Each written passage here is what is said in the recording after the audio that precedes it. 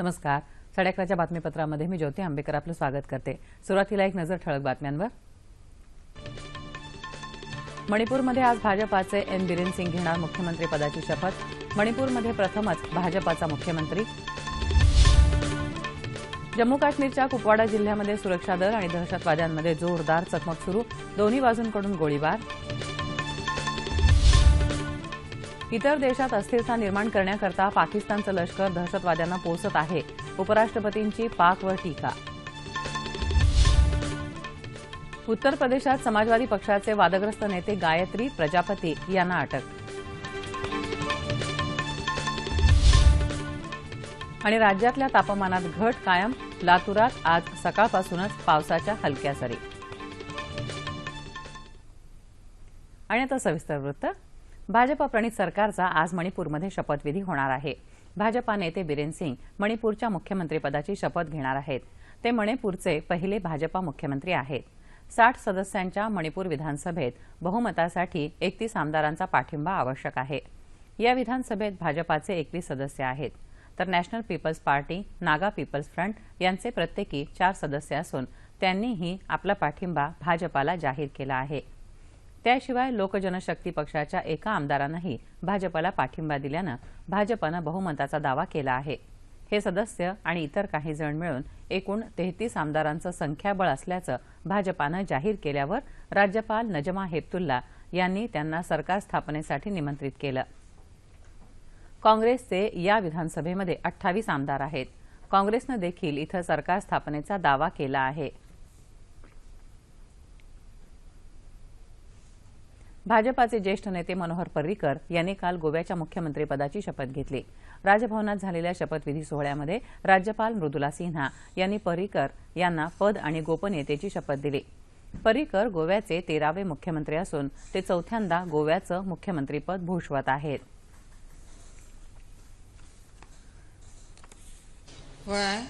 हांव मनोहर पर्रीकार देवाची सोपूत घेता की कायद्यावरवीं स्थापीत जाला अशा भारतीय संविधाना विशयी हांव खरेली श्रद्धा आनी निश्ठा बाळगितलो. हांव भारताची सार्वभौमत्व आनी एकात्मताय उन्नत राखतलो. हांव गोंय राज्याचो मुख्यमंत्री म्हणून म्हजी कामां निश्ठेन आनी शुद्ध बुद्दीन निभायतलो आनी संविधान आनी कायदो हाचे प्रमाणे सगळ्या तराच्या लोकांक हांव दिटायेन आनी भेदभावा बगर तशेंच कोणाचेच संबंधी मोयपास अथवा दुस्वास बाळगिनासतना न्याय वागणूक दितलो.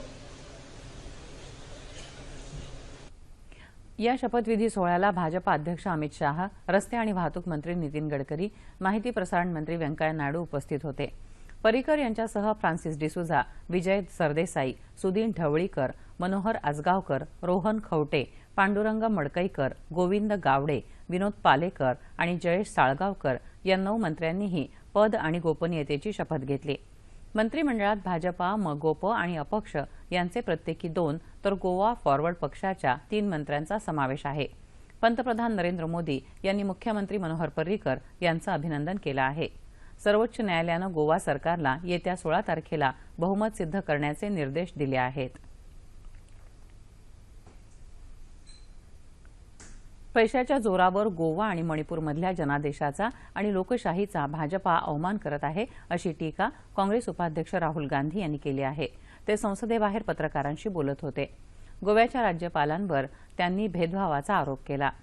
काँग्रेसनं दावा करण्यापूर्वीच मनोहर पर्रीकरांच्या नावाचं पत्र जारी करण्यात आलं असं राहुल गांधी म्हणाले.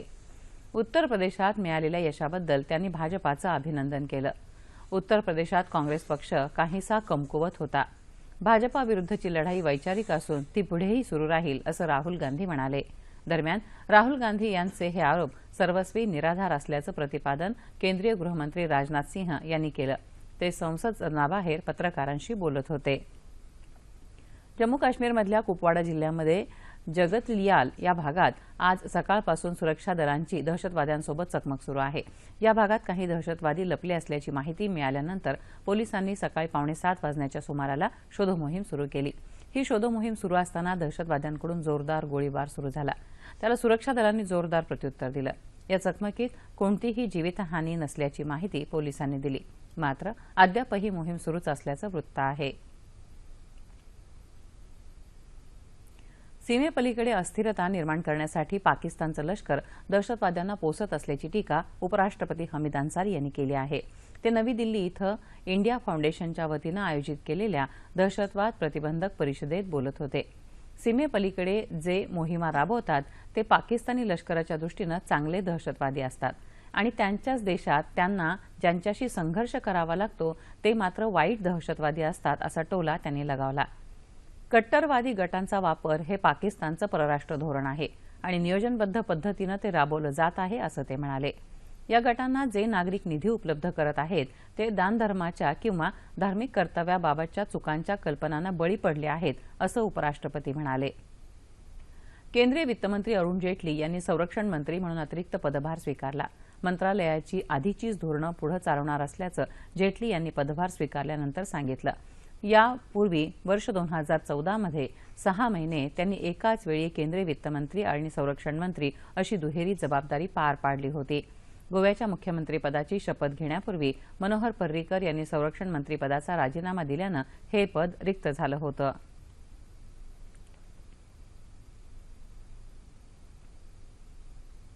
देखिए, रक्षा मंत्रालय की एक बहुत विशिष्ट जिम्मेवारी है देश की सुरक्षा को लेकर, और जितनी भी हमारी आर्म्ड फोर्सेस हैं, सुरक्षा के लिए जो तैयारी चाहिए उसकी प्रोक्योरमेंट है. और आज मैंने रिपोर्टिंग ली है क्या स्थिति है. एक कंटिन्यूअस सरकार है हमारी, और जहां पारेकर जी छोड़कर गए हैं वहां से मैं इसको आरंभ करूंगा. शत्रू संपत्ती विधेयकाबद्दल राज्यसभेकडून आलेल्या सुधारणांना लोकसभेनं मंजुरी दिली.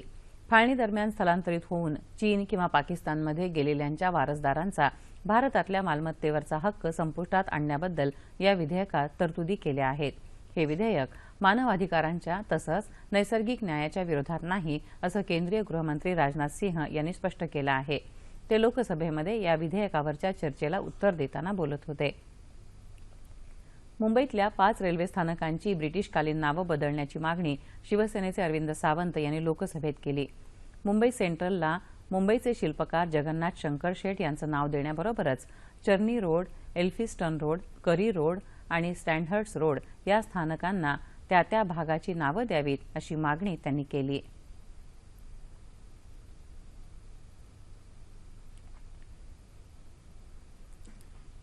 चार दिवसांच्या विश्रांतीनंतर विधिमंडळाच्या अर्थसंकल्पीय अधिवेशनाचं दुसऱ्या आठवड्याचं कामकाज आजपासून सुरू झालं.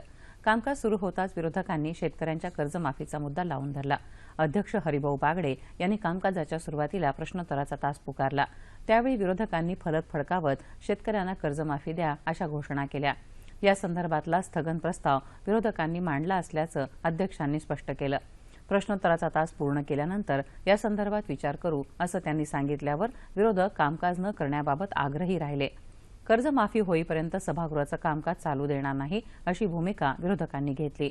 यावेळी झालेल्या गदारोळामुळे अध्यक्ष हरिभाऊ बागडे यांनी कामकाज अर्ध्या तासासाठी स्थगित केलं असं आमच्या प्रतिनिधी सरस्वती कोळेकर यांनी कळवलं आहे. विधान परिषदेत आज राज्यपालांच्या अभिभाषणाच्या आभार प्रदर्शन प्रस्तावावरील चर्चेच्या वेळी विरोधक आक्रमक झाले. सरकार अल्पमतामध्ये आहे, त्यामुळे सरकारनं बहुमत सिद्ध करावं असं आव्हान देत विरोधकांनी गदारोळ केला. त्यामुळे सकाळच्या विशेष सत्रातलं कामकाज गोंधळातच वाहून गेलं. भाजपाचे प्रवीण दरेकर यांनी आभार प्रस्ताव मांडला. मात्र विरोधी पक्षनेते धनंजय मुंडे यांनी राज्यपालांच्या अभिभाषणावर आक्षेप घेतला.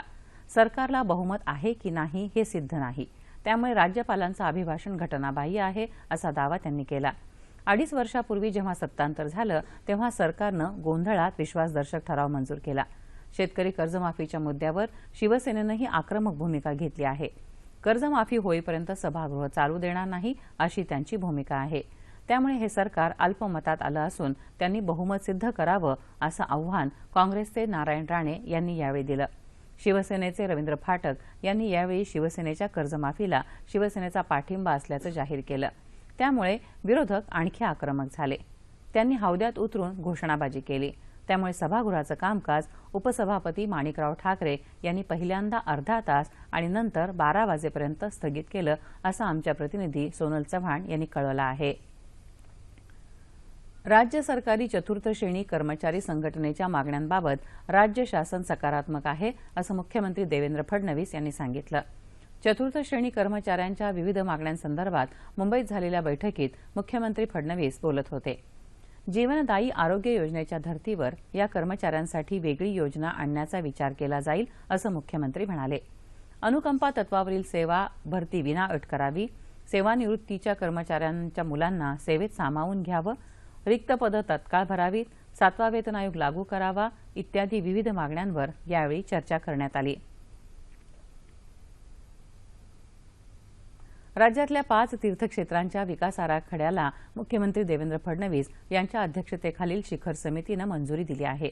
अमरावती जिल्ह्यातलं श्री संत गुलाबराव महाराज जन्मस्थळ आणि भक्तिधाम, श्री क्षेत्र सिद्धपूर, कोल्हापूर जिल्ह्यातलं ज्योतिबा तीर्थक्षेत्र देवस्थान आणि वाशिम जिल्ह्यातलं श्री संत सखाराम महाराज तीर्थक्षेत्र या 5 देवस्थानांच्या विकास आराखड्यासंदर्भात मुख्यमंत्र्यांच्या वर्षा या शासकीय निवासस्थानी शिखर समितीची बैठक झाली.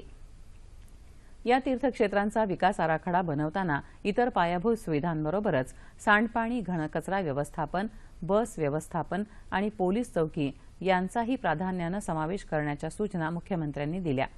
विकास आराखड्याची अंमलबजावणी करताना त्यांच्या कामाचं नियोजन आणि दर्जा याकडे विशेष लक्ष द्यावं असं अर्थमंत्री सुधीर मुनगंटीवार यांनी यावेळी सांगितलं.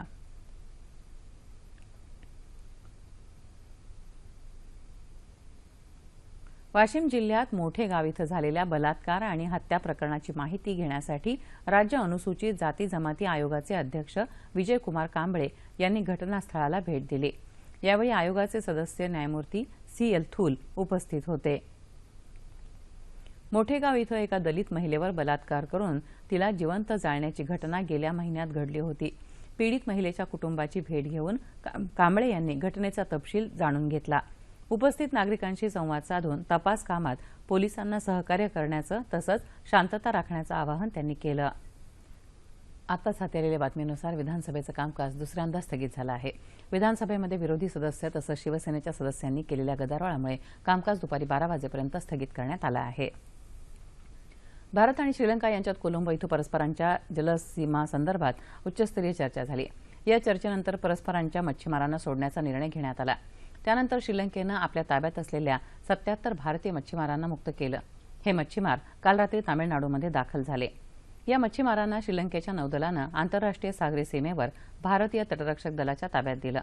भारतानंही श्रीलंकेच्या 12 मच्छीमारांची मुक्तता केली असून या मच्छीमारांना तटरक्षक दलानं श्रीलंकेच्या नौदलाच्या ताब्यात दिलं.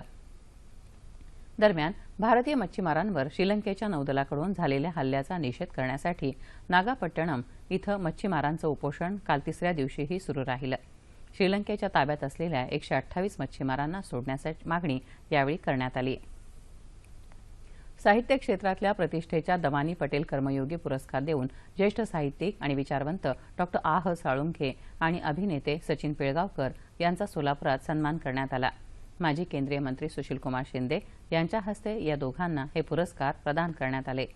एक तत्वज्ञानी आणि दुसरे कसदार अभिनेते अशा 2 मान्यवरांना हा पुरस्कार प्रदान करताना अतिशय आनंद होत असल्याचं सुशीलकुमार शिंदे यांनी सांगितलं. यावेळी दमानी पटेल प्रतिष्ठानचे दमानी बिपिनभाई पटेल, कवी रामदास फुटाणे आणि इतर मान्यवर उपस्थित होते. उत्तर प्रदेशातले समाजवादी पक्षाचे माजी मंत्री गायत्री प्रजापती यांना आज अटक करण्यात आली. गायत्री प्रजापती यांच्यावर बलात्काराचा आरोप असून उत्तर प्रदेशातल्या विधानसभा निवडणुकांच्या काळात ते फरार झाले होते. त्यांच्या अटकेसाठी पोलिसांनी वॉरंट जारी केलं होतं. प्रजापती यांना अटक केल्यानंतर आज न्यायालयासमोर हजर करण्यात आलं. त्यांना न्यायालयानं 14 दिवसांची न्यायालयीन कोठडी दिली आहे.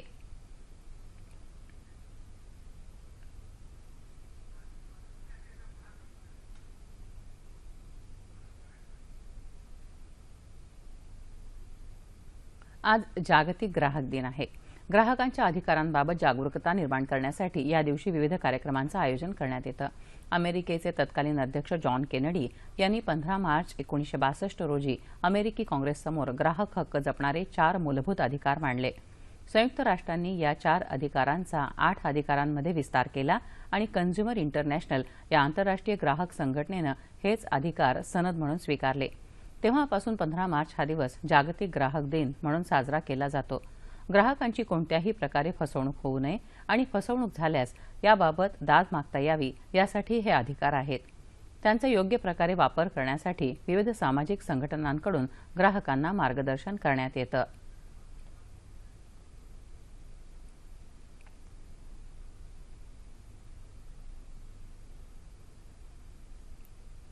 तिथीनुसार छत्रपती शिवाजी महाराजांची 387वी जयंती आज साजरी करण्यात येत आहे. या निमित्तानं राज्यात विविध कार्यक्रमांचं आयोजन करण्यात आलं आहे. मुंबई छत्रपती शिवाजी महाराज आंतरराष्ट्रीय विमानतळावर शिवसेनेच्या वतीनं शिवजयंती उत्सवाचं आयोजन करण्यात आलं आहे. शिवसेना पक्षप्रमुख उद्धव ठाकरे, मुंबईचे महापौर विश्वनाथ महाडेश्वर आणि इतर शिवसेना नेते या कार्यक्रमाला उपस्थित राहणार आहेत.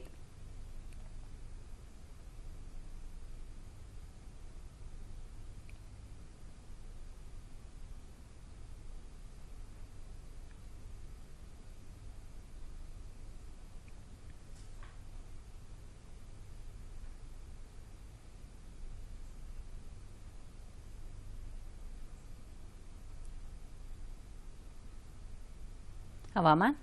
लातूरात आज सकाळपासून पावसाच्या हलक्या सरी पडत आहेत. राज्यातल्या तापमानामध्ये अजूनही घट दिसून येत आहे. येत्या 36 तासात मध्य महाराष्ट्र, मराठवाडा आणि विदर्भात तुरळक ठिकाणी पाऊस पडण्याची शक्यता हवामान खात्यानं वर्तवली आहे. ठळक बातम्या पुन्हा एकदा.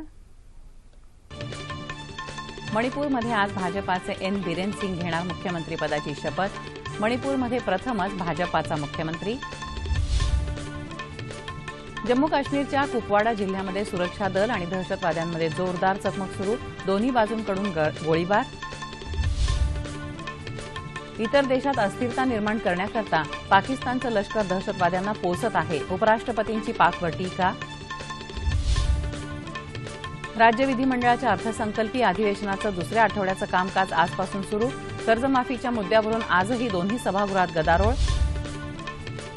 उत्तर प्रदेशात समाजवादी पक्षाचे वादग्रस्त नेते गायत्री प्रजापती यांना अटक.